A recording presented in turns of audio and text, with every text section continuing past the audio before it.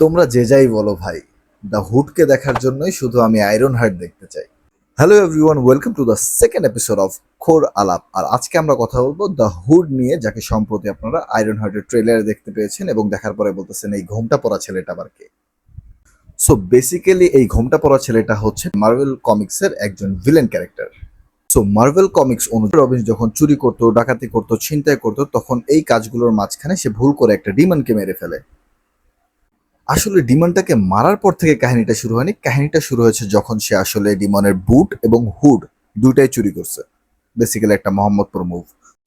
এই হুড আর বুটের ভিতরেই ছিল অরিজিনাল পাওয়ার, যেটা দা হুডকে হুড হতে সাহায্য করেছে। আর শুনে মজা পাবেন যে এই পাওয়ারগুলো আসলে ডোরামামু থেকে আসছে, যাকে আপনারা ডক্টর স্ট্রেঞ্জ মুভিতে আগে একবার দেখেছেন এবং সে মার্ভেল কমিক্স অনেক বড় একটা ভিলেন। সো এই পাওয়ার পর থেকে হুড আসলে আন্ডারওয়ার্ল্ডের ফেমাস সেলিব্রিটি হয়ে যায়। আন্ডারওয়ার্ল্ডের সবাই ওকে চিনে, সবাই ওকে জানে, সবাই ওর পাওয়ার সম্পর্কে অবগত এবং ইন ফিউচার ও অ্যাভেঞ্জার্স লেভেলের থ্রেটেও পরিণত হয়।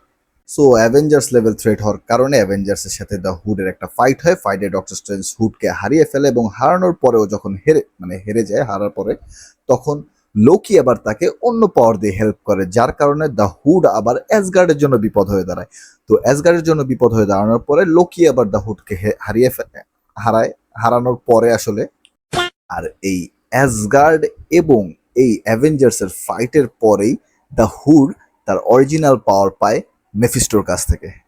And the interesting fact is, rumours অনুযায়ী জানা যাচ্ছে যে আয়রন হার্টের এই টিভি সিরিজে মেফিস্টো থাকতে যাচ্ছে। তো আপনার কি মনে হয় আয়রন হার্ট সিরিজে এই হুড কি ডোরামামু পাওয়ার নিয়ে আসছে, নাকি লোকির পাওয়ার নিয়ে আসছে, নাকি মেফিস্টোর পাওয়ার নিয়ে আসছে? And that's all for today's episode.